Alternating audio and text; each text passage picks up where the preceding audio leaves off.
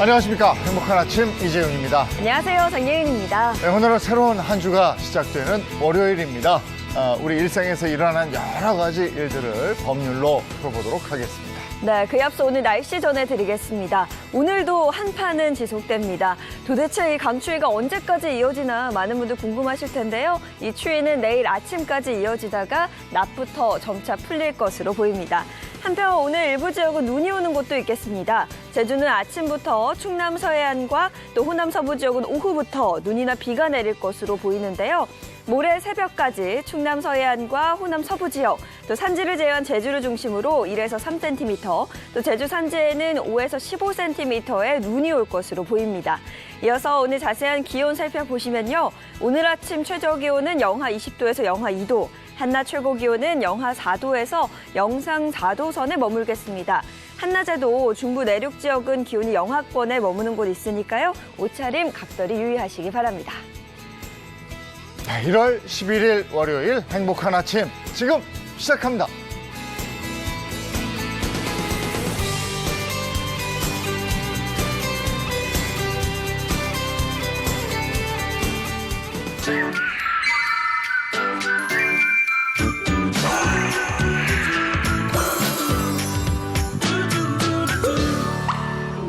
네, 한 주를 시작하는 월요일 행복한 아침 함께 해주실 분들입니다. 이인철, 허주연 변호사입니다. 어서 오세요. 네, 안녕하세요. 반갑습니다. 네, 방송인 박수림 씨, 이정수 씨 어서 오세요. 반갑습니다. 네, 황규락 기자도 나오셨습니다. 네, 어서 오세요. 안녕하세요. 어서 오세요.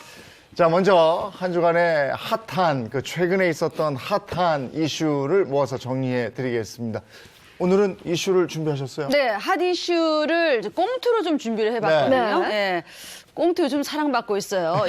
검색 순위 1위까지 올라왔잖아요. 40대 남성 역할을요, 철 안 든 이정수 씨가 해주시고요. 네, 감사합니다. 철 안 든 남자 역할이에요. 네. 경찰 역할은 이재용 님이 해주시고, 네. 자, 사연 속으로 들어가겠습니다. 외로운 나날을 보내던 어느 날 제게는 아주 좋은 친구가 생겼습니다. 바로 전화기입니다. 전화만 걸면 제 얘기를 들어줄 사람들과 연결해줘서 너무 고마워요. 네, 경찰서입니다. 도와주세요. 강도가 칼을 들고 있는데. 자, 침착하시고요. 예, 그거 어딥니까? 그 강도가 칼로 물을 깎아요. 깍두기를 만들어 주려나 봐요. 맛있겠다. 당신 뭐야? 지금 어디에 장난 전화야? 아, 재밌어. 또 그러지. 살려주세요. 침착하세요. 무슨 일이세요? 누가 날 죽이려고 해요. 잠깐만. 침착하세요. 어디에요? 어디에? 당신 마음속. 뭐야? 이 당신 목소리 못 비슷한. 살아, 정말 못 어? 살아. 또 당신이야? 이거 공무집행 방해죄예요. 겨우 3,000번 정도 전화 좀 한 거 가지고 범죄자 취급하다니 제가 그렇게 잘못한 겁니까?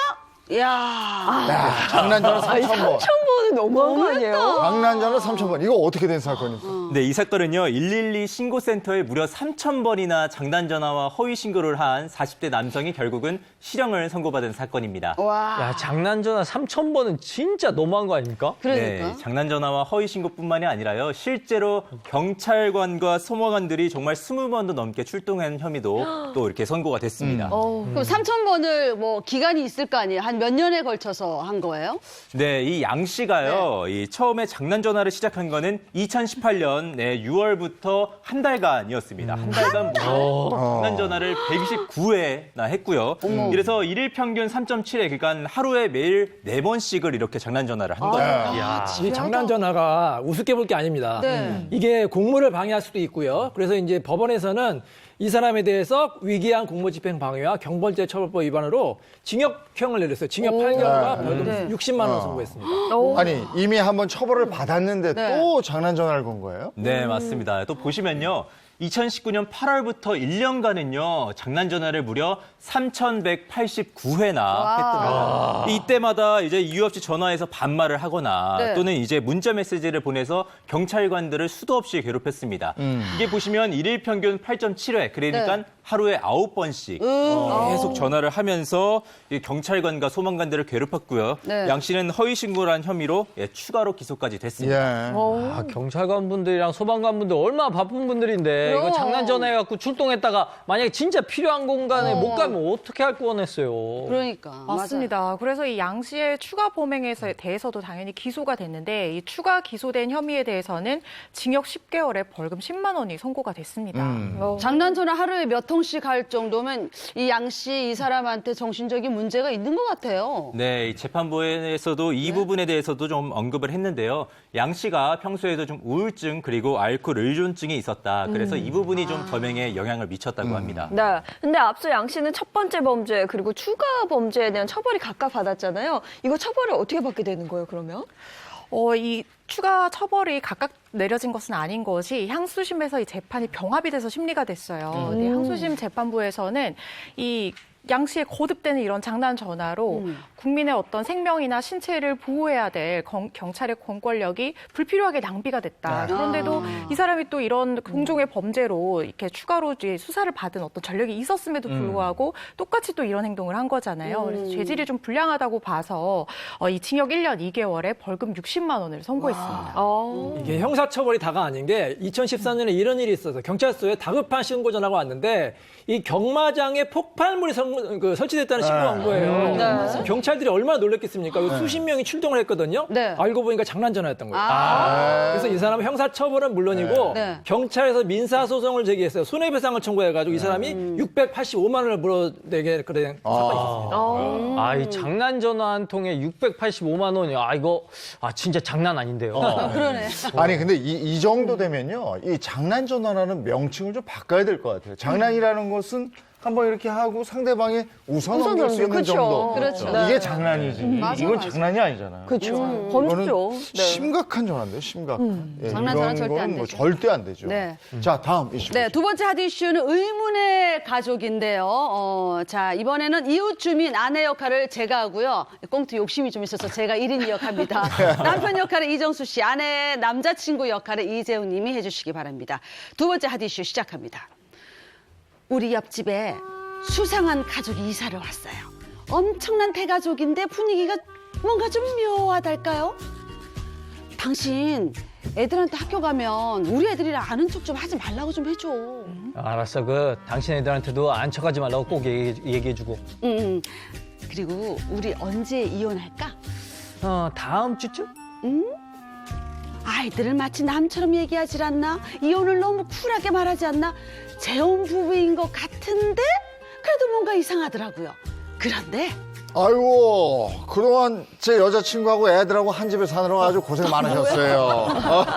이거 뭐 저까지 얹혀 사느라고 힘드셨죠? 뭐 별 말씀을요. 덕분에 저도 집 생기고 좋죠. 아주 즐거웠습니다. 여자의 남편과 그 집에 얹혀 사는 삼촌이라는 남자의 대화가 심상치가 않았습니다. 대체 이들에게 무슨 사연이 있는 걸까요? 이게 관계가 뭐지? 무슨 막장 드라마도 아니고. 해보도 이상한데요. 부부인지 알았는데 또 그것도 아닌 거 같고 묘하대. 좀 이상. 이게 뭡니까? 네, 정말 많이 혼란스러우실 텐데 제가 잠깐 좀 정리를 해드리겠습니다. 네. 자, 자녀 2명과 사는 남성 A씨가요. 네. 지난해 자녀 3명이 있는 여성 B씨와 혼인신고를 한 겁니다. 그래서 두 사람의 재혼으로 자녀가 총 5명이 된 거죠. 네. 자녀가 5명이나 되다 보니까는 청약 가점이 높아져서요. 결국에는 이 수도권 아파트 청약에 떡하니 당첨이 된 겁니다. 자녀가 많으면 청약 가점 올라가는 건 당연한 그렇지. 거예요. 그럼 뭐가 이상하다는 거예요? 여기까지다 보면 네. 뭐 사실 이상한 게 없어요. 그런데요, 이제 청약 당시에 재혼가족 8명이 네. A씨 명의의 소형 주택에 입주를 해 있었다고 합니다. 좀 이상한데? 계산이 산수가 좀 안 맞는데요. 네. 이게 애가 5이고 부부까지 하면 7이 돼야 되는데 왜 8입니까? 그러니까. 네, 바로 이 점인데 제가 좀 천천히 설명을 해드리겠습니다. 자, 먼저 남성 A씨와 자녀 2명이 살고 있었고요. A씨 집에. 네. 그리고 여성 B씨와 자녀 3명이 살고 있었죠. 가서 들어간 겁니다. 근데 네. 여기 추가를 해서요. 이 여성의 동거남까지 이 남성 A씨의 집에 전입을 하게 된 겁니다. 이거 잠깐만요. 재혼해서 집을 합쳤어. 근데 아내 동거남까지 함께 전입신고를 했다. 이 집 정체가 뭡니까? 네, 더 이상한 이게 건요. 뭐예요, 이거? 더 이상한 게 하나 있는데 네. 바로 이들 부부가요. 혼인 신고를 한 지 2달도 채 안 돼서 다시 이혼을 했던 겁니다. 뭔가 이상하네요. 이 점점 이상한데. 그래. 점점 이상한데요? 점점 이상한데요? 예, 이게 굉장히 이상하고 기묘한 가족 형태는 바로 말씀드렸다시피 주택 청약 때문에 벌어진 일이었는데요. 네. 예, 재혼한 두 사람 사이에는 어떠한 친분 관계도 없었고요. 단지 이 청약을 위한 비즈니스적인 이야. 혼인 신고였다고 합니다. 이 국토교통부에서요 지난해 이 분양주택 단지에 대한 현장 점검을 하던 중에 이 부정 의심 사례를 조사하던 중에 발견된 사례라고 합니다. 그러니까 이런 일이 이제 가끔 발생을 하는데 이 사람들이 아예 그냥 이 청약을 당첨되기 위해서 부양가족수를 늘린 거죠. 그래서 이제 위장 전입도 하고 위장 결혼까지 한 거예요. 근데 저는 이런 상담도 해봤습니다. 이제 멀쩡하게 잘 사는 부부인데 이제 이혼을 하면 한부모 가정이 되기 때문에 또 유리한 점이 있대요. 그래서 일부러 이제 위장 이혼하는 경우도 있고 또 의심을 피하기 위해서 일부러 별거해서 진짜로 이제 이혼하는 부부처럼 살겠다 이런 이제 부부들도 있어요. 이게 근데 불법인데 절대 하시면 안 되는 행동이죠. 예. 네. 요즘 로또 청약이라고 그래서 이 청약을 위해서 별별 꼼수가 다 나오는 것 같아요, 진짜. 맞습니다. 요즘에 위장 전입뿐만 아니라 네. 청약 통장을 매매하는 사례까지 빈번하게 일어나고 있다고 하는데요. 한 지방에서 김모 씨라는 사람이 남편과 5명의 자녀와 원래 살고 있었어요. 네. 그런데 어느 날 갑자기 이 사람이 수도권에 사는 이모 씨의 집으로 전입신고를 했습니다. 네. 어머, 그 김 씨만 주소지를 옮겼어요? 그렇습니다. 위장 전입을 한 거죠. 이게 이 전입을 한 뒤에 수도권 아파트 청약에 김 씨가 당첨이 됐는데 실제로 계약을 하러 온 사람은 김 씨가 아니라 김 씨의 위임장을 받은 이 씨였다고 해요. 이 국토부는 이 김 씨의 어떤 그 청약 통장에 가점이 높기 때문에 이 통장을 매수한 이모 씨가 이 김모 씨를 위장 전입까지 시켜서 부정 청약을 한 사례로 파악을 하고 있습니다. 그럼 가점 높은 청약 통장을 김 씨가 갖고 있었는데 요걸 이 씨가 샀다 이겁니까? 네, 맞습니다. 이 조사에 따르면요. 이렇게 부정청약 유형 중에요. 이제 위장 전입이 134건으로 가장 많았고요. 네. 또 청약 통장 매매가 35건, 그리고 청약 자격 양도가 21건, 그리고 위장 결혼, 위장 이혼 이 같은 경우가 7건 등으로 좀 조사가 됐습니다. 네, 들어보니까 이 분양 대행사가 조작에 직접 가담하는 사례도 있다고 하는데요. 이렇게 뭔가 불법을 저지르는 이유는 아무래도 돈 네, 때문이겠죠. 돈 때문이죠. 이게 당첨만 되면은 많게는 수억 원까지 시세차익을 얻을 수 있으니까 이런 생각을 하는 거예요. 아예 걸려도 그냥 벌금 좀 내고 말지 그렇게 생각하는데 이게 오산입니다. 만약에 걸리면 징역형까지 갈 수가 있거든요. 징역 3년 이하의 징역이나 3천만 원 이하의 벌금형에 처질 수가 있고 이 계약 자체는 또 취소해요. 그리고 이런 사람도 앞으로 10년 동안 청약 자격이 제한될 수도 있습니다. 야, 뭐 로또 청약, 뭐 무슨 청약 이러더니 네. 이런 일까지 벌어졌군요. 예. 자, 이번에는 가족, 이웃, 사회에서 벌어지는 여러 가지 일들을 법률로 풀어보도록 하겠습니다. 어떤 것부터 할까요? 자, 첫 번째 사연은요. 이것이 무엇냐고 물으신다면 불행의 씨앗이라고. 노래 너무 잘하시다.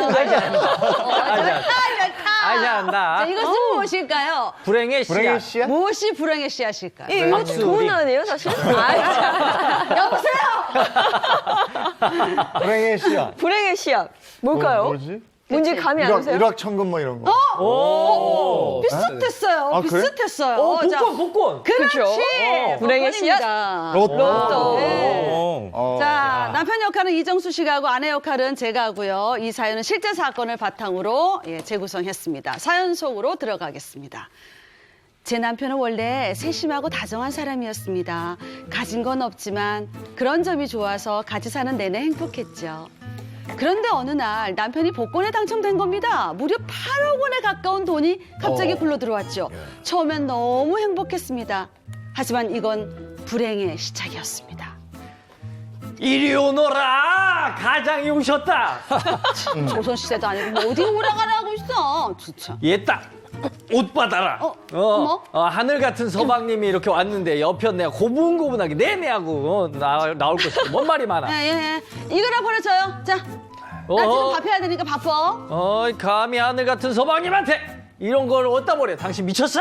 아, 원래 음식물 쓰레기는 원래 당신 담당이었잖아. 갑자기 왜 그래? 복권 당첨됐다고 진짜 유세 떠는 거야, 뭐야? 그래 유세 떤다. 그 복권 아무나 당첨돼? 어머, 음쓰라니 내가 이런 거 야 이거 그거 아껴 쓰라 그랬지. 여기 다 담지도 않았네 이거. 가만 있자. 이거 못 보던 옷인데 이거. 이 옆에 내가 돈을 물 쓰듯이 쓰고 있어 이걸. 미쳤다가 안 그래? 미쳤어? 그렇지. 뭐? 걸탕 미쳤대. 당신은 외제차에 허구한 골프장에 돈포 나르면서 난 꼴랑 이거 보세야 이거 보세. 손물 취급하고 있어 진짜 이 나쁜 놈아. 나쁜 놈? 이씨, 이 소중한 돈을 이 옆에 내가 막 쓰면서 아주 그냥 기생충처럼 살면서 이 기생충 주제? 뭐? 기생충? 기생충? 야, 기생충, 죽어라, 기생충! 아니 이게 어디서 폭행을 나야 그동안 참고 살았더니 내가 허구를 보여? 밥해서 아야! 빨리 줘 줬더니 미안해 나쁜 놈 영사 못해 미안해 재미있는데 복권 때문에 남편 망가진 내 인생 저희 부부에게 복권 당첨은 축복이 아니라 형벌이었습니다. 시간을 되돌릴 수만 있다면 되돌리고 싶어요. 복권 때문에 생긴 일입니다. 네. 이 복권이 되면서 부부 관계가 급속도로 그러게요. 악화되네요. 어떤 일입니까? 네, 이 사건은요, 아내가 남편을 살해한 사건인데요. 이 살해 동기가요, 남편이 복권 1등에 당첨이 된 뒤에 자신을 무시한다고 말다툼을 벌이다가 벌어진 일이라고 합니다. 근데 남편이 복권에 당첨됐어도 어째 부부는 일심동체잖아요. 남편 돈이 내 돈이고 내 돈이 남편 돈이고 그렇잖아요. 근데 이게 부부싸움은 할 수 있어요. 근데 그게 살인으로까지 갔다는 게 이해가 안 돼요. 네, 이제 복권 당첨 후에 남편의 마음이 굉장히 많이 변한 것 같아요. 보니까요, 남편 B 씨는요, 복권 1등에 당첨이 돼서 당첨금이 무려 7억 8천만 원이었습니다. 이 돈을 받고서는 이 돈에 대한 집착을 이때부터 좀 보였다고 해요. 이때부터 아내 A 씨에게 폭언을 일삼은 것으로 보입니다. 돈이 생겼는데 돈에 집착을 한다니까 이게 이해가 안 되죠. 안 그래요? 예, 이제 남편이 돈에 좀 집착을 보인 데는 좀 이유가 하나 있었는데요. 바로 이들 부부는 지금까지 남편이 별다른 벌이가 없었대요. 그래서 노점상을 운영하면서 생계를 꾸려가고 있었는데 지난 2019년 1월에 남편이 갑자기 로또에 당첨이 됐던 겁니다. 어렵게 살다가 갑자기 큰 돈이 생기면 돈에 좀 집착하게 되긴 할 것 같아요. 네. 그래도 이건 부부싸움이 비극으로 치달은 건 또 다른 이유가 있을 것 같아요. 이유가 있었습니다. 2019년 1월에 이제 복권에 당첨이 됐는데 12월에 사건이 발생했거든요. 네. 1년 동안 계속해서 남편이 아내를 무시를 하고 폭언도 하고 심지어는 친정 어머니까지 무시하니까 이제 아내가 얼마나 화가 났겠습니까? 결정적인 계기가 있었는데 네. 남편이 아내랑 아무런 상의 없이 은행에서 대출 받아서 땅까지 산 거예요. 그래서 아내가 폭발할 수밖에 없었던 거죠. 근데 뭐 아내 입장에서는 땅을 사는데 상의 한마디 없으면 뭐 화가 날 수는 있을 것 같아요. 근데 어떻게 이렇게 살인까지 가게 되는 거예요? 이 땅산 문제로 부부가 아주 심각하게 말다툼을 하다가 남편이 먼저 둔기를 가지고 나와서 휘둘렀다는 거예요. 근데 이 아내가 이 둔기를 빼앗아서 그만 남편의 머리를 내리쳐서 이런 극단적인 상황까지 초래가 됐다고 합니다. 근데 바로 그 땅 산 그 상황뿐이 아니고 그 전부터 복권이 된 다음부터 앙심을 품을 정도로 부부간의 관계가 그렇게 악화돼 있었다면서요. 네, 맞습니다. 이제 당시 현장에 있던 A 씨 언니가요, 즉각 119에 신고를 했어요. 그래서 이 소방관이 출동을 해서 이제 남편 심장 마사지를 시작을 했는데 이때 갑자기 A 씨가 또 흥분을 하면서 둔기를 꺼내 들고는 너 때문에 1년 동안 정말 힘들었다. 다 때려 죽이겠다. 뭐 약간 이런 식으로 고래고래 소리를 질렀다고 합니다. 이 A 씨가 부인인데 네. 이 A 씨에 대한 판결은 어떻게 났습니까? 그래서 뭐 A 씨는 이 정당방위 일종인 과잉방위를 주장을 했지만 법원에서는 과잉방위를 인정하지 않았어요. 왜냐하면은 이 아내가 남편을 공격한 부위가 머리 부분이었고 치명적인 결과를 일으켰고 또 둔기를 계속해서 휘둘렀거든요. 남편이 쓰러졌음에도 계속해서 불구하고 계속 휘둘렀다는 것은 살해의 고의가 있었다고 해서 정당방위나 과잉방위 인정하지 않고 징역 12년을 선고했습니다. 그럼 아내가 주장하는 그 과잉방위가 인정되려면 어떤 게 있어야 돼요? 일반적으로 우리가 정당방위라고 생각할 수 있는 그런 수준을 넘어서서 과도하게 어떤 방어 행위를 했을 때 이제 과잉방위를 했다 이렇게 볼 수 있는 건데 정당방위처럼 아예 위법성이 없다 이렇게 평가되지는 않지만 경우에 따라서는 이제 처벌이 감면이 될 수가 있는 거죠. 특히 이제 야간이나 뭐 기타 불안스러운 어떤 상황에서 이 사람이 공포나 흥분이나 뭐 이런 어떤 극단적인 상황에 감정에 사로잡혀서 이런 과잉 방어 행위를 했다고 하면 이 부분에 대해서는 처벌이 면제될 수도 있습니다. 이게 가정폭력에 오래 시달려가지고 이렇게 끔찍한 결과 나오는 경우가 종종 있는데 대부분의 피고인은 정당방위를 주장하거든요. 근데 사실 정당방위 인정되기 어려워요. 네. 93년에 부산에서 실제 일어난 사건인데 이 아내 같은 경우에 무려 14년 동안 남편의 정말로 끔찍한 폭행에 시달려왔습니다. 흉기로도 휘두르고 그래서 사건 당일 발생도 남편이 막 흉기를 이제 휘두르니까 아내가 그걸 이제 뺏은 거예요. 뺏어가지고 본인 이성을 잃어가지고 남편에게 흉기를 휘둘렀는데 남편이 그만 사망했거든요. 이 사건에서도 이 아내 측에서는 이제 정당방위를 주장했는데 1심에서는 정당방위를 인정하지 않고 징역 5년을 선고했습니다. 네. 그래서. 근데 이제 5년을 선고하니까 이제 난리가 난 거예요. 시민단체라는 사람들이 아니 정당방위를 인정해야 된다. 그래서 무죄석방위원회를 해서 이제 많은 사람들이 탄원서를 제출하고 항소를 했거든요. 그래서 항소심에서는 이제 변호사가 바뀌었는데 그 변호사가 누군지 아세요? 아주 유명한 누구예요? 이인철 변호사님? 순간. 누구예요? 문재인 대통령이 당시 변호사였거든요. 그때 이제 문재인 대통령이 변론을 맡았어요. 인권 변호사로서. 그래서 이제 열심히 이제 피고인의 무죄를 주장했는데 2심에서도 정당방위 인정 안 됐습니다. 다만 형량이 깎여가지고 징역 4년이 선고됐거든요. 이렇게 우리나라에서는 이 가정폭력이 아무리 심해도 정당방위 인정받기가 어렵습니다. 네. 그러면 앞서 우리가 꽁트를 했던 사연으로 좀 돌아가서 네. 최근에 2심 판결이 났다고요? 네, 그렇습니다. 지난해 12월에 대법원에서 이 A씨에게 징역 12년을 선고했던 원심 판결을 그대로 유지하는 그런 판단을 내렸는데요. 아무리 그래도 이 부부의 연을 맺은 배우자를 살해를 한 거잖아요. 근데 이거는 어떻게 보면 우리 혼인 생활의 기초를 이루는 도덕적인 또 법적인 책무를 완전히 저버리는 행동이기 때문에 엄중한 처벌을 내려야 된다. 이렇게 판단을 한 거고 그래서 이 원심이 내린 이 징역 12년형이 심히 부당하다고 볼 수는 없다. 이렇게 판결을 했습니다. 아, 그렇군요. 근데 저는 여기서 갑자기 갑자기 돈이 궁금해지네요. 이 복권 당첨 후에 부부싸움이 잦아지면서 이제 이혼하게 됐는데 그러면은 복권 당첨금도 재산 분할이 됩니까? 만약 이정순이 아내가 복권 당첨됐는데 달라고 하면 주실 거예요? 전 줘야죠. 진짜로? 지켜.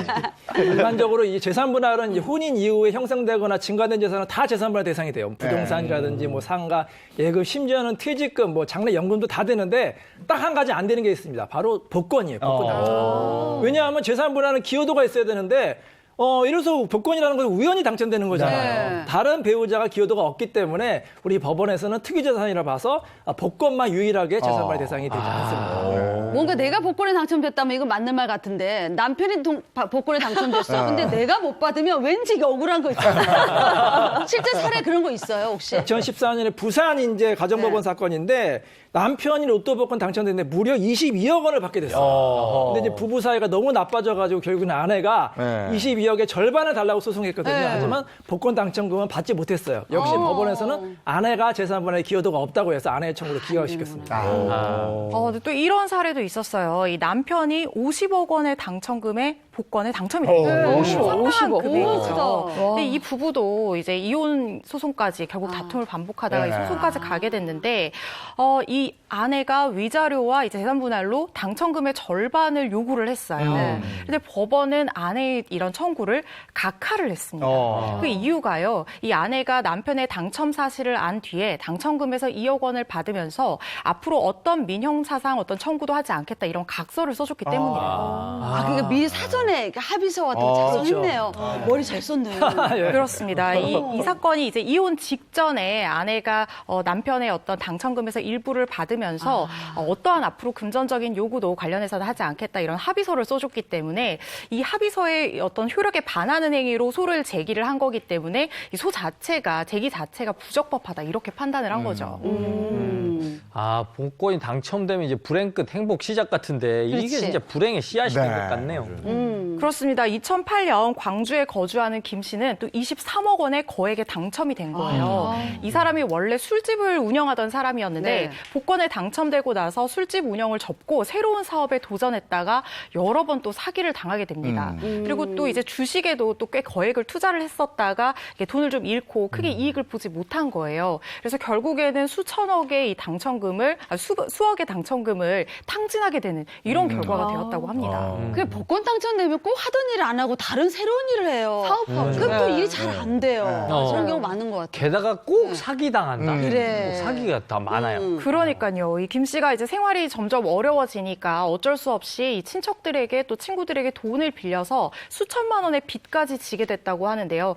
가정부라도 계속되고 빚도 지게 되니까 생활고를 비관하다가 마침내 극단적인 선택으로 생을 마감했던 그런 사례가 있었습니다. 이 복권 당첨으로 아주 우애가 깊던 형제 간에도 사이가 나빠져서 정말 끔찍한 결과가 나온 사건도 있었는데 이 형제가 형이 이제 복권에 당첨됐거든요. 근데 이 동생과 대출금 이자 문제로 다투다가 홧김에 형이 흉기를 휘둘러서 안타깝게 그 동생을 사망케 한 그런 끔찍한 사건이 있었어요. 형이 복권에 당첨됐는데 왜 동생한테 흉기를 휘둘러요? 이 형이 굉장히 이제 우애가 깊어가지고 본인이 12억 정도의 당첨금이 있었는데 그걸 다 나눠줬습니다. 가족들에게 나눠주고 뭐 형제한테 나눠주고 이제 본인은 조금만 놔두고 다 나눠줬거든요. 근데 이제 문제가 발생을 한 거예요. 뭐지? 아니 하던 일 그만두고 사업 뭐 하는 것도 아니고 의미 있게 좀 썼는데 이게 왜 문제가 생겼을까요? 그러니까 12억에서 이제 상당부를 나눠주고 본인은 이제 7억만 갖고 정육 식당을 운영을 했는데 식당이 이제 운영이 잘 안 된 거예요. 대출을 이제 받았는데 그 대출 문제, 친구들에게 돈을 꿔주는 문제로 이제 갈등이 이제 발생이 됐습니다. 이래서 복권에 당첨되면 잠수 타야 돼. 그냥 멀리 가야 돼. 여기저기 막 연락 온단 언젠가 말이야. 없어지면 돈 복권이 빌려달라고. 심지어는 이 사람은 너무 이제 마음이 어떻게 보면 이제 뭐 착하다고 할까요? 주변에서 이제 막 돈 꿔달라고 하면 거절 못하는 사람이 있죠. 이런 사람이에요. 친구들이 이제 돈 꿔달라고 하니까 본인의 돈이 이제 부족하니까 동생한테 부탁한 거예요. 동생한테 야, 너 집 담보 대출 받아서 나좀 꿔줘. 그래서 동생한테 부탁해서 집 담보 대출 받고 그거를 친구한테 꿔준 거예요. 근데 친구들이 돈을 안 갖고 잠적하니까 이제 또 이제 문제가 발생한 거죠. 네, 좋은 일 하려다가 생긴 것 같은데 참 안타까워요. 근데 형은 어떻게 됐습니까? 이 사건에서 1심에서는 징역 15년이 선고가 됐는데 항소심에서 좀 형이 강경이 되긴 했어요. 이제 본인도 반성을 하고 나머지 이제 가족들이 이제 탄원서를 제출해가지고 징역 9년으로 이제 형이 이제 감경이 됐습니다. 참 이렇게 이 복권의 저주라는 말이 있듯이 당첨자분들의 일상이 그렇게는 좋지가 않다고 합니다. 실제로 한 사회학자가요. 복권에 당첨된 분들을 좀 조사를 했는데 이 당첨자 중에서 기존의 직업 그리고 기존의 소비 행태를 좀 유지하시는 분들이 훨씬 더 행복도가 높았다. 뭐 이런 조사 결과가 있다고 해요. 그러니까 뭐 큰 돈이 갑자기 생겼다고 해서 여기를 뭐 어디에 쓰고 누구 빌려주고 이런 것보다는 자신이 지금까지 해왔던 소비 행태 이거를 좀 유지하시는 분이 좀 더 큰 행복을 누린다는 뭐 그런 조사가 있다고 합니다. 왜죠? 우리가 표현 중에 감당이 안 된다는 거 있잖아요. 갑자기 그 큰 돈이 들어오면 감당이 안 되는 거예요. 그러면 그게 화가 되는 거죠. 그래, 맞아요. 물도 우리가 컨트롤할 수 있으면 아주 좋은 데 쓰는데 이게 홍수가 나버리면 감당이 안 돼요. 그렇죠. 비유 적절했어. 눈도 이렇게 좀 이렇게 포근하게 내리면 좋은데 너무 폭설. 확 내려버리면 감당이 돼요. 감당이 안 되는 상태가 되면 이건 안 되는 거죠. 네. 자, 다음은 어떤 겁니까? 두 번째 사연은요. 내 것인 듯 내 거 아닌 요거입니다. 내 것인 듯 내 거 아닌 요거. 남편? 신든데. 맞네. 남편? 그래. 그거 맞는 핑거. 뭐예요? 맞아? 볼까요? 내 것인 듯 내 것 아닌 택배? 이게 뭐야? 자, 어떤 사연인지 남편 역할은 이정수 씨가 하고 아내 역할은 제가 하고요. 앞동 여자 역할도 제가 합니다. 오늘 제가 많이 해요. 사연 속으로 들어가겠습니다. 아내 생일을 맞아 큰맘 먹고 명품 패딩을 선물하려고 주문을 했습니다. 오늘 아침에 출근하고 회사에서 택배 도착 문자를 받았죠. 저녁에 아내를 기쁘게 해줄 생각하니 아우 생각만 해도 기분이 좋더라고요. 죄송합니다. 어머 어떡해. 이게 얼마짜리 패딩인데 이거 커피 차고 이거 어떡할 거야. 죄송해요. 그 세탁비 변상해 드릴게요. 명품 패딩이라고요. 100% 원상복귀 안 되면 당신 진짜 부셔버릴 거야. 주문한 패딩과 똑같은 옷을 입은 동네 주민. 그때까지만 해도 별 의심이 없었습니다. 그런데 내 택배 왜 없어? 왜 없어? 아니 도착했다고 문자가 왔는데. 자기야 왜 빈손이야. 설마 오늘이 무슨 날인지 까먹은 건 아니지? 설마 내가 그럴 리가. 내가 제명에 못 죽지 그러면. 내가 잊은 게 아니라 그 택배 회사가 잊었나 본데 이상하다. 응? 배송 완료됐다는 패딩은 안 보이고 택배 기사는 분명 배달했다 하고. 답답한 마음에 아파트 CCTV를 확인했습니다. 그런데 알고 보니 앞동에 같은 호수집에 배달이 됐더라고요. 내놔요 내 패딩. 이게 웬 자다가 봉sang 두드린 소리야? 안 그래도 새 패딩에 커피 쏟았잖아요. 정말 심란해 죽겠구만. 잠깐만. 아니 배송이 잘못됐으면 주인한테 돌려줘야지. 거기다 흠집까지 내가면서 입고 앉았어요? 산타클로스 선물입니다. 제가 올해 착한 일을 좀 많이 했어야죠. 정말 뭐라고 미친 사람인가? 뭐라고요? 미친 사람 아니에요? 대본이 없는 거 하지 마세요. 제가 세탁비는 제가 받지 않을게요. 전 대체 어디에서 보상을 받아야 합니까? 야, 이게 택배 5배송 문제인데. 이런 경우 좀 있을 것 근데 같아요. 그 이후에도 뭔가 문제가 있는 그러니까. 거죠? 예, 이거 어떻게 된 겁니까? 이 사건은요, 네. 이 한 온라인 커뮤니티에서 굉장히 큰 화제가 됐던 사건입니다. 이 남편이요, 아내의 생일을 맞아서 정말 고가의 패딩을 택배 주문한 이 사건이 이 사건의 시작이었습니다. 그 패딩 명품 패딩이라고 해서 굉장히 비싸요. 이거 되게 유명한 거 있어요. 예. 이게 맞어요. 이게 200만 원 한 중반대 정도 였대요, 패딩이. 네. 그런데 남편이 택배로 상품을 주문하고 나서 이제 신나게 기다렸겠죠. 근데 기다려서 이 택배가 도착했다는 문자를 받은 겁니다. 네네. 근데 집 앞에 없는 거예요. 자신이 받은 적도 없고. 이상해갖고 찾다가 이제 택배 기사한테 전화를 했더니 네. 택배 기사는 또 배송을 완료했다는 그러니까. 거예요. 좀 이상한 일이었던 겁니다. 예. 그 고가의 패딩인데 그게 어디 증발했을까봐 얼마나 조마조마했을까요? 네, 그래서 이제 남편이 뭐 CCTV를 뒤지고 네. 영상 확인하고 했는데 알고 보니까 이 패딩이 이 앞동의 같은 호수에 잘못 배송이 됐던 겁니다. 그래도 다행이네요. 아내 생일 선물인데. 그럴 뻔 진짜. 오. 이게요, 근데 문제는 지금부터 또 시작이 된 거예요. 물건을 이제 찾으러 이 남편이 앞동에 갔겠죠. 네네. 근데 가서 이제 문을 두드리고 이제 뭐 패딩은 어딨냐 뭐 이렇게 했겠죠. 그런데 문제는 이 앞동 주민이 정말 황당한 행동을 했습니다. 바로 네. 이 남편이 주문한 패딩을 앞동 주민이 입고 있었던 겁니다. 그러니까. 아니 근데 이게 진짜 황당해요. 왜냐면 택배를 받아보면 이름 있고 네. 주소지 있고 있죠. 그 휴대폰 번호도 뒷자리 빼고는 다 적혀져 있어, 있어. 있거든요. 이거에 확인을 안 해보고 그냥 꺼내 입은 거예요? 그러니까 앞동 주민은요, 이 본인 생각에 자신에게 선물이 온 줄 알았다. 말도 안 돼. 그러니까 뭐 선물이 왔으니까 입었다. 그래서 이거 옷도 이제 다 새 거였는데 상품을 다 뜯고, 그리고 또 해당 여성은 이 정품 박스 있잖아요. 예. 이것도 그냥 다 처리를 해버린 거예요. 어디다 버리고 이제 옷을 쌌던 이 더스트백이라고 하잖아요. 이것도 다 버리고 했으니까는 이걸 돌려주기는 할 텐데 이거를 그냥 쇼핑백에 담아서 이거 주겠다. 뭐 이렇게 대응을 한 겁니다. 안 돼. 그러니까요. 택배 오면 제일 먼저 하는 게 누가 보냈지? 그렇지. 어디 거지? 뭐지? 이렇게 하고 맞아요. 뜯어보잖아요. 네. 근데 그거 다 봤으면서도 뜯어가지고 자기 입고 이거 말이 되냐고요. 이거는 이게 아니죠. 참 그냥 본인이 입으려던 것도 아니고 아내 선물로 이걸 준비를 했던 거잖아요. 속상해. 그런데 이제 뭐 남이 입었던 몇 번 안 입었지만은 입었던 거를 어떻게 선물을 하겠어요. 네. 그래서 네. 남편이 고민 끝에 그러면 앞동 주민님 이거를 몇 번 안 입으셨으니까 일단 제가 저렴한 가격에 이거를 당신에게 팔겠다 이렇게 좀 제안을 했다고 합니다. 이거 좋은데요? 괜찮은 제안인 것 같은데요? 그런데 앞동 주민의 대답은 노. 거절을 했습니다. 이게 자신은요, 여기에 대해서 보상도 해줄 수도 없고, 이거를 자신이 살 생각도 없다. 그리고 이거 가져가달라. 뭐 이렇게 해서 남편분 입장에서는 이거를 도대체 누구한테 보상을 받아야 되냐 굉장히 분통을 터뜨렸다고 합니다. 택배를 잘못 배송한 택배 회사의 책임이 있는 건지 이게 좀 애매하네요. 근데 배송을 잘못 갈 수 있지만 그걸 뜯은 사람이 더 잘못 아니겠습니까? 그래 그것도 그 말이 되네 진짜. 어떻게? 그러면 여기서 알아볼까요? OX로 한번 알아보죠. 뭐 그러면 이 패딩을 잘못 배달한 택배 회사에서 보상을 해줘야 된다 하면 O. 네.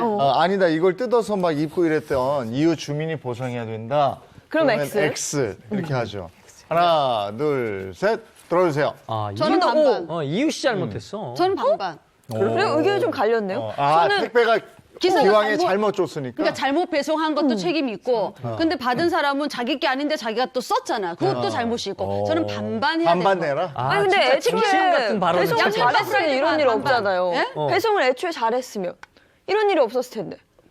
그래요. 아니, 잘못. 반반인 것 같아. 그래요? 그래, 반반이야. 예. 자, 짜장면 짬뽕 반. 싫어. 나는 뜯은 사람 잘못, 뜯은 사람 잘못. 뜯은 사람 뜯은 잘못? 사람 징역 12년. 그건 너무 많이 갔어요. 그건 너무 많이 갔어요. 자, 그러면 전문가들은 어떻게 생각하시는지요? 들어주세요.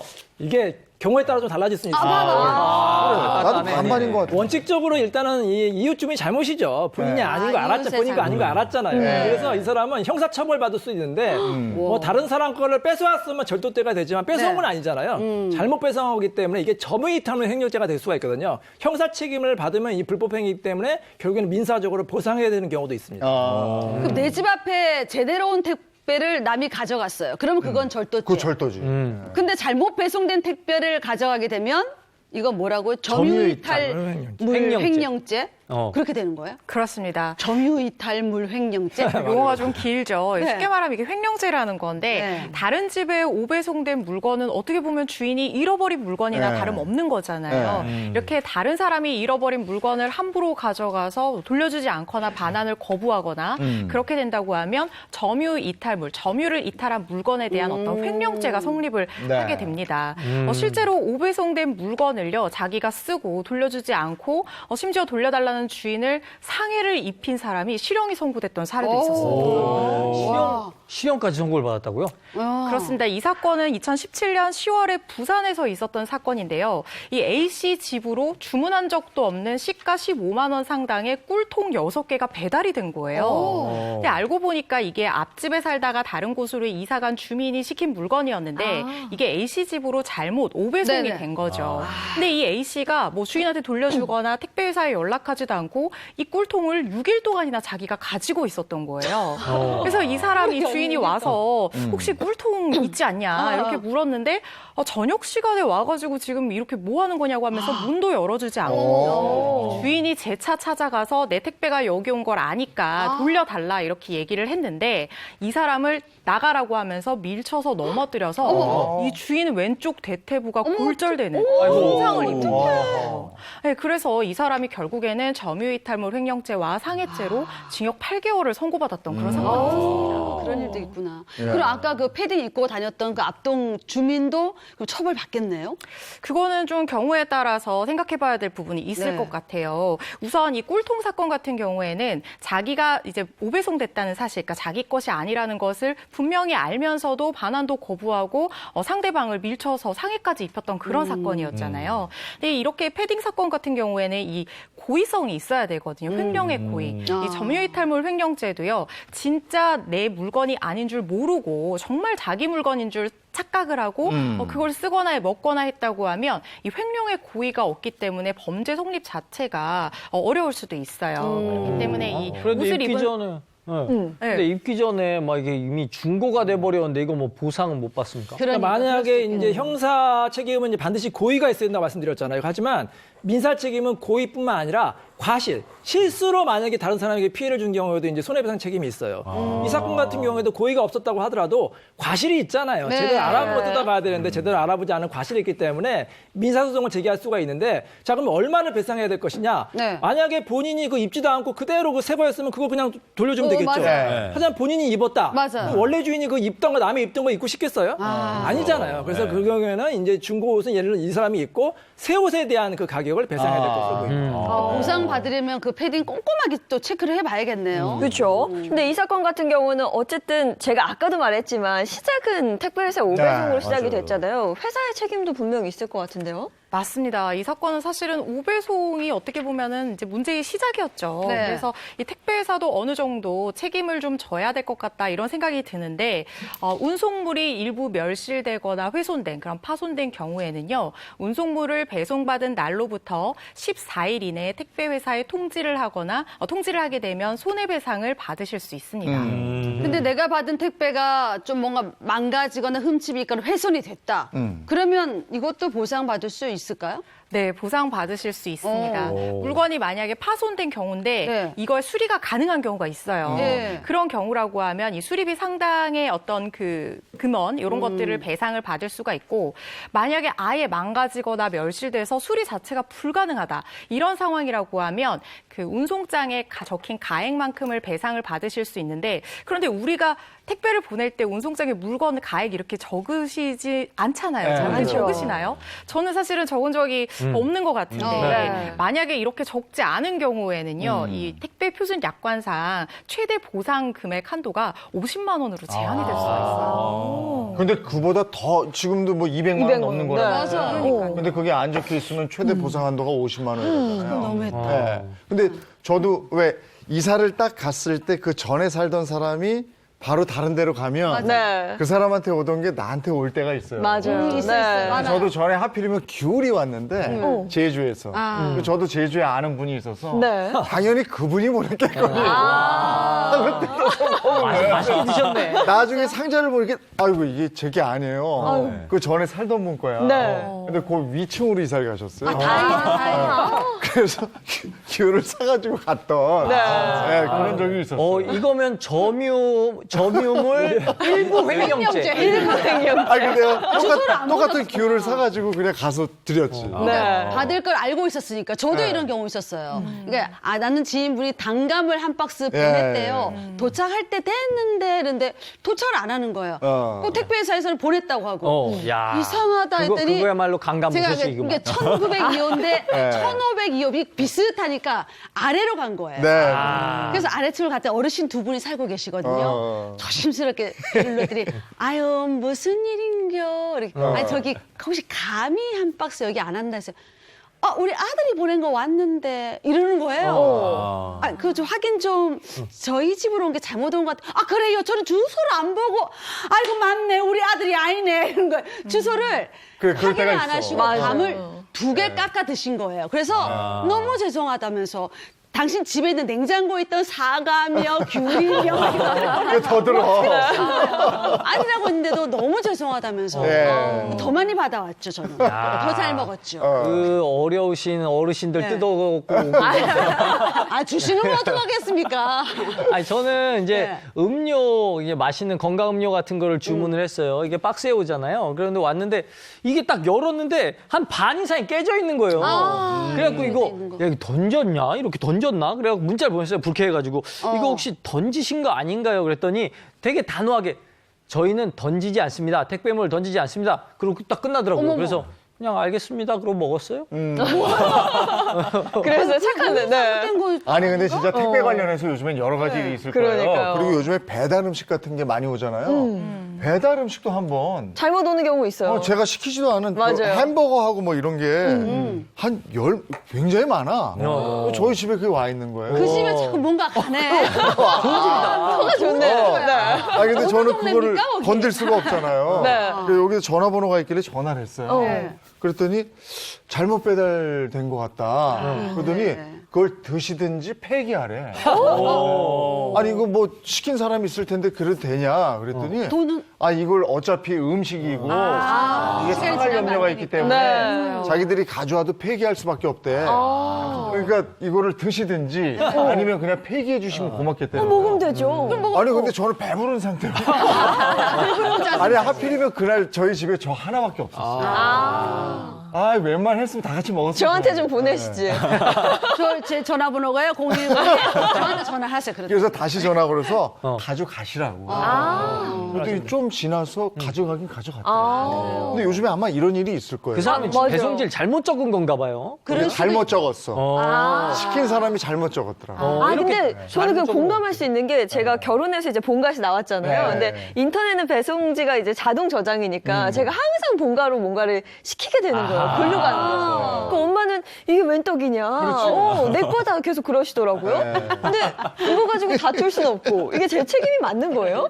이 배송 주소를 만약에 잘못 기재했다고 네. 하면 사실은 이거는 택배 회사로서는 잘못된 주소지인지 알 수 있는 방법이 없잖아요. 네. 그래서 이 배송이 됐다고 하더라도 이게 엄밀하게 말하면 오배송이라고 볼 수는 없고요. 택배 회사 입장에서는 기재된 주소지로 물건을 보낸 그 행동을 완료함으로써 어떻게 보면 운송 계약상의 어떤 자기 의무를 다했다고 볼 수가 있죠. 그래서 이런 경우라고 하면 사실 뭐 물건이 뭐 멸실되거나 파손되거나 뭐 이게 주인이 찾아가지 않는 사이에 뭔가 문제가 생겼다고 하더라도 이 오배송으로 인한 어떤 책임을 택배 회사에 묻기는 조금 어려울 거다 이런 생각이 듭니다. 네. 근데 지금 저희가 택배 사고 얘기했지만 굉장히 사례도 많잖아요. 굉장히 자주 일어나는 일인데 맞아. 주의하면 좋을 점 있을까요? 우리가 택배를 받는 경우뿐만 아니라 보내는 경우도 망망 있잖아요. 네. 근데 보냈는데 이 물건이 분실되는 경우가 있어요.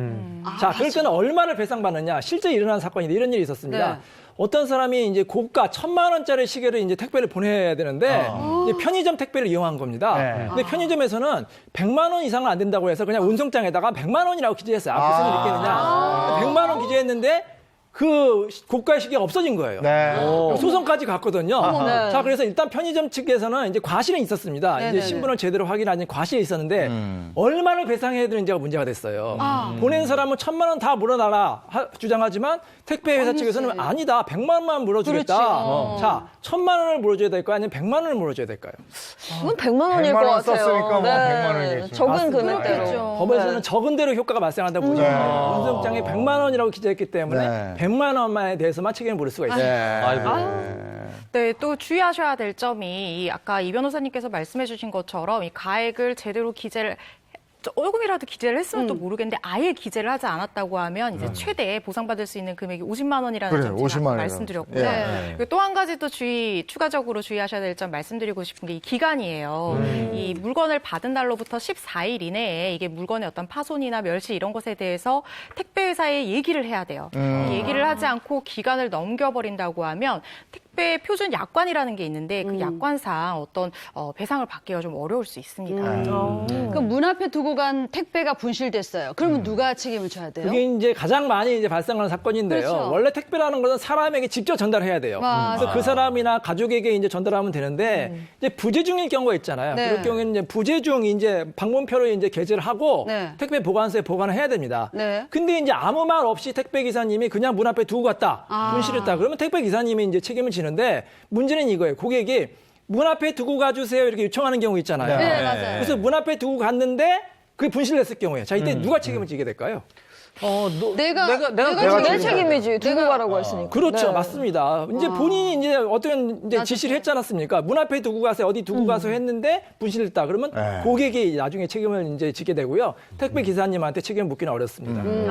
요즘 택배를 또 경비실에 맡겨두는 경우도 있잖아요. 그렇죠. 근데 네. 물건이 없어졌어. 그러면 네. 경비실에서 책임져야 되는 거예요? 이제 가끔 이제 그 입주민들 같은 경우에는 경비실에 책임지라고 막 소리 지르는 경우 있는데 그러지 마세요. 왜냐하면 우리 경비 보시는 분들의 원래 업무가 아닙니다. 따로 계약을 맺지 않은 이상 택배를 보관하는 게 원래 그분들의 업무가 아니기 때문에 맞아. 경비실의 책임을 물을 수는 없어요. 그래서 아무런 통보 없이 만약에 경비실에 맡겼는데 분실했다. 그럼 택배 회사의 책임이고요. 근데 만약에 고객이 경비실에 맡겨주세요 했는데 분실했다. 그러면 고객 책임이에요. 택배 기사님한테 책임을 묻기는 어렵습니다. 그리고 요즘에 문 앞에 갖다 놓으면 그걸 택배 기사분들이 이렇게 찍어요. 맞아요. 네네. 그거 괜찮아요. 사진을 이렇게 딱 찍어서 문 앞에 맞아요. 갖다 놨다는 네. 근거를 본인들도 가지고 있다. 그러니까 그렇게 해야 택배 기사분들도 책임을 면할 수가 그쵸. 있고 네. 서로 간에 그럴 수 있어요. 호수랑 이런 거 다 네. 찍어야 되는데 본인 얼굴하고 택배만 딱 이렇게 찍으면 안 되겠죠? 그러면 아니 안 되죠. 그리고 또 어떤 분들은 그런 분이 있어. 이게 102호고 이게 103호면 네. 그리고 요 사이에 있었다 이거야. 아 근데 거기 써 있잖아. 이게 102호인 줄 알았어. 그렇죠. 근데 그거 확인하시면 되거든요. 네. 예, 알겠습니다. 택배에 대한 얘기들은 지금 여기서 나온 얘기만 해도 끊임이 없네요. 그럼요. 요즘에 워낙 많죠. 워낙에 많이 사용들을 하시니까요. 자, 이번에는 생활 속 법률 상식에 대해서 알아보도록 하겠습니다. 네, 생활법률 주제 꽁투로 또 준비해봤습니다. 자, 땅 주인 A 씨 역할은 이재용 님이 해주시고요. 땅 주인 B 씨 역할은 이정수 씨가 해주시면 되겠습니다. 땅은 없지만 네. 역할만 하는 겁니다. 네. 땅 왜 없죠? 그걸 찝어요? 네, 미안합니다. 자, 사연 속으로 들어가겠습니다. 인심 좋은 이웃 만나는 것도 천복이라더니 전 정말 이웃복이 없어도 너무 없어요. 우리 땅과 자기네 땅에 경계선을 그어놓고 조금만 넘어오면 난리를 쳐대는데 진짜 피곤합니다. 옆집 감나무 가지가 우리 땅으로 넘어왔네? 그러면 요거 감은 다 내 거. 내 거 다 따먹어야지. 이봐, 거기 딱 써. 당신 지금 우리 땅 금 밟았어. 발에 반 넘어왔으니까 그 반 내가 잘라낸다. 진짜 너무하네. 네 땅 내 땅 언제까지 그러실 거예요? 평생. 영원히 forever. 유치한 땅 전쟁을 이어가던 어느 날 저희 집 나무들이 시들시들 죽어가는 걸 발견했습니다. 30년 넘게 애지중지 키운 대목송의 측백나무에 소중한 나무들이 죽어가는 걸 보고 있자니 마음이 찢어졌습니다. 범인은 역시 옆땅 남자였습니다. 이봐요. 당신 때문에 우리 집 나무들이 다 죽었잖아요. 책임져요. 내가? 내가 뭘 어쨌길래 그래? 난 그쪽 땅에 얼씬도 안 했어. 참. 거기 경계선에 뿌린 거 그거 소금이죠, 소금. 소금 때문에 이 근처에 있는 나무들 우리 집 나무들 다 죽었잖아요. 이거는 악귀 쫓으려고 뿌린 소금이에요. 이게 혹시 대게나무에 악귀가 있었네? 뭐야 이 악기가 자기 땅에 소금 뿌린 게 뭐 잘못한 거냐는 옆 땅 남자. 전 대체 어디서 어떻게 보상을 받아야 하는 거죠? 야, 땅 경계를 두고 분쟁이 생긴 것 같은데. 웬일이야? 우리 초등학교 때 이렇게 금 넘어오지 말라고. 책상에 요거 넘어가면 지우개 자르고 막 이랬던. 맞아요. 야, 이거 어떤 사연입니까? 네, 이 사연은요, 이 땅 주인 B 씨가 키우던 나무가 말라 죽으면서 시작이 됐습니다. 이 B 씨의 소유인 잔디가 죽었고요. 그리고 이 소유했던 소나무 대목 한 그루, 반송의 측백나무, 홍도화 등 약 1억 3,300만 원의 재물 손괴가 발생을 했다고 합니다. 나무 키우는데 시간 굉장히 오래 걸려요. 근데 그 나무들이 고목들이 죽어버렸으니까 그럼 왜 죽었대요? 이게 B 씨가 범인으로 지목한 사람이 바로 옆에 땅 주인인 A 씨였는데요. 네. 이 B 씨와 A 씨는 평소에도 이 땅 경계를 가지고 분쟁이 잦았다고 합니다. 그러던 중에 A 씨가 자기 땅의 이 경계를 좀 확실히 하겠다고 소금을 뿌린 건데 이 소금을 조금만 뿌린 게 아니고요. 거의 이 3일 동안 살포를 했고요. 그리고 다음에는 비까지 왔다고 합니다. 어떡해. 제대로 왔네 진짜. 이게 3일 동안 소금을 뿌리고 비가 왔으면은 당연히 그 소금물이 그치. 옆 땅으로 가겠지. 그렇지. 이건 A 씨 잘못 아닙니까? 네, 그래서 결국 B 씨는요, 이 손괴 혐의로 A 씨를 고소하기까지 했습니다. 이거 판결은 그럼 어떻게 됐어요? 판결은 이제 유죄 판결 내렸습니다. 이 사람이 소금을 뿌려서 다른 이웃의 이제 나무를 죽게 한 경우는 손괴죄가 되거든요. 그래서 네. 벌금 400만 원을 선고했습니다. 근데 A 씨 같은 경우는 B 씨 소유의 토지에 소금을 뿌리지 않았다라면서 항소를 또 했다고요? 예, 항소심에서는 이제 이 사람이 소금을 뿌리지 않았다고 주장을 해서 일부 인정이 됐어요. 그래서 잔디와 소나무에 대한 손괴죄는 혐의가 없다고 나왔고, 하지만 다른 나무들에 대한 손괴 혐의 인정돼서 400만 원에서 200만 원으로 이제 형이 감경이 됐습니다. 잔디하고 소나무 대목은 왜 판단을 다르게 해요? 일단 재판부는요, 이 A 씨가 B 씨 소유의 토지와 도로의 경계에 소금을 뿌린 것은 인정을 했어요. 네. 그런데 B 씨 소유 토지 자체의 일부나 그 토지에 소금을 직접적으로 뿌렸다는 데 대해서 인정하기에는 조금 증거가 부족하다 이렇게 판단을 한 것 같고, 그리고 이 소나무 대목 그 한 그루 손괴된 부분이 이 소나무에 원래 상처가 있기는 있었다고 합니다. 근데 이게 어떤 화학적인 소금 때문에 생긴 상처가 아니고 물리적인 이유 때문에 생긴 상처인데다 이제 생긴 지 최소한 10년은 넘은 그런 상처였고요. 그리고 이 뿌리도 이 소금이 뿌려진 경계에서 한 4m 정도 떨어져서 지대도도 높이 있었기 때문에 이 오염된 지하수가 역류했다고 보기는 좀 어려운 사정이 있어서 이 부분은 인정이 되지 않았습니다. 그러면은 A 씨가 뿌린 소금이 영향이 있었다고 보는 거예요?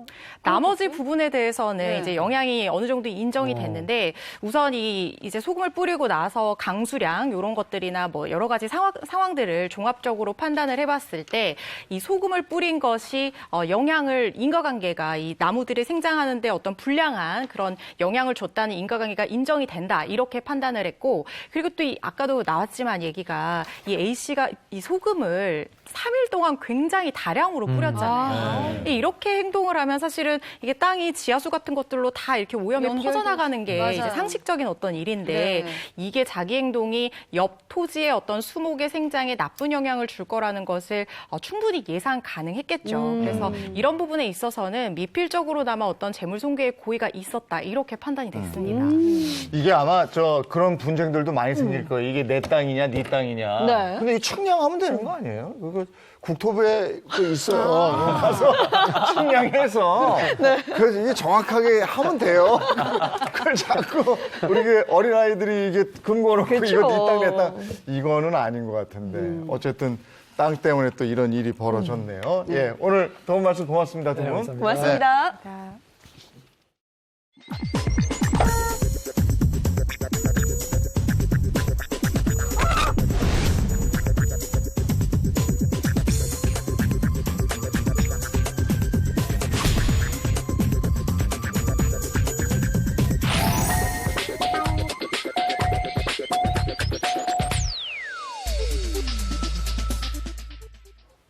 네, 이번에는 자동차 관련 얘기 나누겠습니다. 황기락 기자 어떤 얘기입니까? 네, 먼저 제가 준비한 영상을 보시겠습니다. 자, 밤중에. 인데요. 걸어오는데? 어유. 저희가 무단횡단한 거 아니에요? 네, 밤중에 무단횡단을 하던 보행자가 결국에 교통사고를 당한 아이고. 사고 영상입니다. 네. 아, 순식간이야 저거. 이거 너무 놀라는데요. 너무 무서운데요? 보는데? 그러니까 실제로 저런 거 보면 진짜 무서워요. 네. 무단횡단하는 거 너무 이거 위험한 거. 근데다가 우리가 옷을 주로 검은 계열 옷을 맞아요. 입어요. 맞아요. 네. 그리고 밤에 가면 안 보일 수도 안 보여요, 있고. 안 보여요. 잘 안 보이더라고요. 제가 네. 운전해봐도 검은 패딩 입으신 분들은 잘 안 보여요. 네, 이런 보행자 사고가 있었는데 다음에 준비한 영상도 먼저 보시고 이야기 나누겠습니다. 네. 자, 자동차가 달리고 있죠. 가는데 뭐 보고 있다, 뭐 보고 있어. 책 보는 휴대폰 보는 거. 스마트폰이죠. 네, 이게 차량 앞에 유리가 금이 갈 정도로 굉장히 충격이 컸다고 합니다. 아우 크게 다쳤을 것 같은데요. 저게 그러니까 차 속도하고 내가 이게 저쪽 멀리서 네. 오니까 갈 수 있다고 생각해요. 그러니까요. 근데 당연히. 저게 이게 달려오는 속도가 있단 말이에요. 그렇죠. 아니, 차보다 당연히 빨리 갈 수 있다고 생각하는 게 이거 억지죠. 게다가 이거 보고 가면 더 늦지. 그래 안 보이지. 그렇죠. 여러 가지 이유가 많는데 네. 자, 영상을 하나 더 보시고 좀 모시겠습니다. 자, 비 오는 날 도로인데요. 또 무단횡단. 어이구. 아니 왜 차를 안 보고 가지? 네, 무단횡단하던 여학생이 결국에 차와 충돌을 했습니다. 근데 이 옆차. 아, 여쪽 옆차. 네. 근데 다행히도 늦었다. 차가 속도를 내지 않아서 네. 큰 사고로는 이어지지 않았습니다. 근데 지금 여학생이 보시다시피 쭉 밀리잖아요. 뭐 세게 박진 않았다 그래도 아니, 분명히 그럼. 충격이 마음이 있었을 아프다. 거예요. 네. 예, 맞아요. 이 앞서 보신 영상처럼요. 도로 위의 보행자 사고는 정말로 생명을 네. 위협할 정도로 큰 사고로 이어질 수 있습니다. 그래서 2017년 자료조사에 좀 의하면요. 5년간에요. 보행 중 다치거나 사망한 사람이 총 26만 7천여 명인데 이 중에서 하루 평균 5명의 사망자 그리고 141명의 부상자가 계속해서 발생하고 있던 겁니다. 네. 사실 다행히도 보행자 사망 사고 같은 경우에는 갈수록 줄고 있어요. 그런데도 아직까지는 이제 선진국에 비해서는 수준이 높은 비율이라고 합니다. 네. 근데 이제 보행자 사고 그 연령대를 보면 65세 이상이 대부분이라고 그래요. 네, 맞습니다. 이제 보행자 중에 이 사망자 연령대가 65세 이상이 47.4%를 차지하는데요. 이 수치가 매년 그 비중이 높아지고 있다는 게 큰 문제입니다. 네. 그래서 영상을 하나 또 준비를 했는데 영상 보시면서 이야기 나누겠습니다. 자, 어두운 밤길에 차가 달리고 있습니다. 네. 이분이 한 분 보이죠? 네. 자, 이 캄캄한 밤에 검은 옷을 입은 노인이 길을 건너다가 차가 불쑥 나타난 건데 이 어두운 옷 때문에 운전자의 눈에 띄지 않았고요. 결국 이 70대 여성은 안타깝게도 목숨을 잃었습니다. 아이고. 차가 좀 속도도 내고 있는 상황인 것 같고요. 가뜩이나 어두운데. 어둡기 때문에. 네. 아유, 맞아요. 요즘 이렇게 검은색 패딩이라도 저 형광띠 같은 거 네. 있잖아요. 스티커 같은 거 그렇게 붙이면 그 부분 보인단 말이에요. 맞아요. 밤길에는 진짜 어두운 색깔 입으면 안 될 것 같아요. 밤길의 교통사고가 진짜 상당히 위험한데 이 네. 다음 영상도 한번 보시고 오시겠습니다. 자, 밤길 운전 우와. 중인데요. 어이구. 뭐예요? 네, 갑자기 와, 나타나죠. 진짜 안 보였는데. 네. 이게 역시나 밤 시간대 어두운 옷을 뭐지? 입고 무단횡단을 하던 어머머, 어르신이 아이고. 결국 불빛에- 사고를 당하는 겁니다. 어떡해. 근데 보행 사고 중에 저 고령의 노인 교통 사고가 많이 발생하는 이유가 뭡니까? 이게 어르신들의 반응 속도도 느리고 걸음 속도도 상당히 느리잖아요. 네. 그러다 보니까 신호가 파란불일 때 건너시기 시작했다 하더라도 네. 이 도중에 바뀔 수가 있습니다. 네. 이러면은 사고에 끔찍히 유출이 되는 거죠. 네. 어르신들은 이게 반응 속도가 느려지는 건 어쩔 수 없는 것 같아요. 이게 이 어르신들을 위한 그런 교통법규가 또 마련돼야 될 것 같은데. 네, 그래서 요즘에 이제 어린이 보호구역처럼 네. 노인 보호구역도 있습니다. 실제로 있어서요. 도로교통법에 따르면요, 이 노인복지시설이나 공원 주변 도로 같은 곳에 이렇게 안전한 통행을 보장한다는 취지로 노인 보호구역을 설정해 둔다고 합니다. 이게 노인 보행자의 안전이 보장이 될 것 같아요. 이게 실버존이라고 그러잖아요. 예, 저는 맞아요. 알고 있었거든요. 예, 맞습니다. 예, 말씀하신 대로 이 규정이 좀 잘 지켜지면 좋은데 사실 여기에 대한 단속은 아직도 좀 미흡합니다. 맞아요. 실제로요, 전국에 노인보호구역이 2,000여 개가 있지만요, 그중에 단속 장비가 설치된 곳은 38곳에 불과합니다. 이게 제도는 잘 만들어진 것 같은데 관리가 조금 맞아요. 부실하네요. 네, 맞습니다. 이제 뭐 부산이나 대구나 인천 같이 8개 시도에는 노인보호구역을 설정을 했는데 여기에 단속 카메라 같은 게 이 설치가 된 곳은 단 한 곳도 없었습니다. 이 관할 부서들은 이런 것들을 좀 설치를 하려고 해도 좀 제약이 많다. 뭐 이렇게 어려움을 하소연하긴 하는데요. 이제 어린이 보호구역 같은 경우에는 매년 예산이 투입되면서 관리가 되기 때문에 이 같은 교통 약자인 노인에게도 좀 정책적인 보호가 필요한 실정입니다. 근데 정책도 필요한데 보행자 스스로가 지켜야 할 것들도 있죠. 맞아요. 네, 그렇습니다. 노인 보행자 사고를 좀 줄이기 위해선 지켜야 될 3가지가 있는데요. 먼저는 절대로 무단횡단 하시면 안 되고요. 네. 두 번째로 늦은 저녁이나 좀 날씨가 흐린 날에는 가급적이면 밝은 옷을 좀 입어서 운전자분들의 눈에 잘 띄면 좋겠고요. 세 번째로 이 횡단보도를 건너실 때는 우측 통행을 하시는 게 좋습니다. 왜냐하면 이 우측 통행을 해야지 차가 오는 거리를 좀 벌 수가 있기 때문에 우측 통행을 하시기 바랍니다. 진짜 중요한 거네요. 좀 어두운 날은 밝은 옷을 입고 횡단보도는 약간 끝쪽에 다니시고 그쵸. 그리고 무단횡단 절대 하시면 안 된다고 어머니 아버지 아셨죠? 네. 그리고 지금 제도 개선 얘기도 나왔고 보행자들이 지켜야 될 얘기도 나왔고 네. 그죠? 그렇다면 운전자들이 지켜야 될 것도 있을 거 아니에요. 네, 운전자는 사실 운전 중에 어떤 상황에 맞닥뜨릴지 모르잖아요. 그래서 항상 이제 방어 운전을 하시면서 안전거리 확보, 이 속도가 굉장히 중요한데요. 네. 실제로 속도에 따른 피해 정도를 좀 실험해 봤습니다. 그랬더니요, 이 속도를 시속 50km에서 10km만 올려도요, 네. 이 중상 가능성이 27%나 늘고요, 이 사망률은 무려 80%가 넘게 증가를 한다고 합니다. 야, 속도를 조금만 줄여도 중상과 사망률을 낮출 수 있다 그러니까 그럼요. 조금만 줄여주시면 좋을 것 같아요. 조금만. 네, 맞습니다. 이 OECD 회원국들은요, 속도 제한을 시속 60km에서 50km로 낮추면서요, 이 교통사고와 사망 이 건수를 각각 20%씩 줄였다고 합니다. 네, 이런 사고를 줄일 수만 있다면 정말 되도록이면 많은 분들이 함께 실천하는 게 중요할 것 같아요. 네, 그래서 지난해 4월부터요, 안전속도 5030 정책을 전국적으로 시행을 하고 있습니다. 5030? 이거는요, 도심의 일반 속도를 시속 50km 이하로 조정을 하고요. 뭐 주택이나 이면도로 같은 경우에는 시속 30km 이하로 좀 바꿔서요. 전국적으로 이렇게 시속 이 제한 속도를 바꿔서 전국적으로 시행하는 범정부 안전 정책입니다. 네. 네. 저도 운전하다 보면 가끔가다 이렇게 딱 느끼는 게 오늘 내가 저기까지 가는데 시간이 좀 남아 있어요. 네.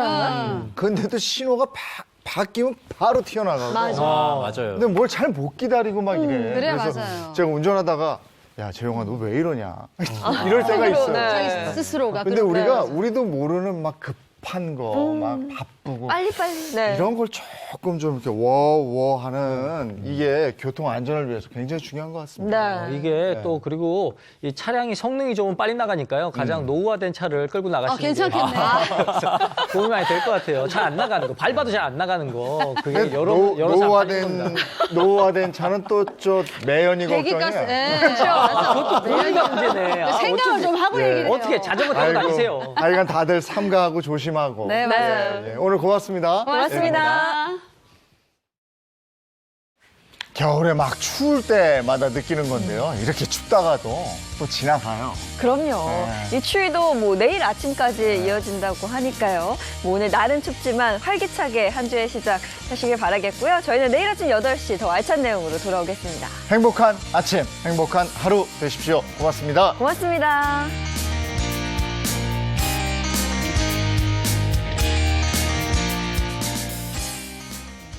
채널 A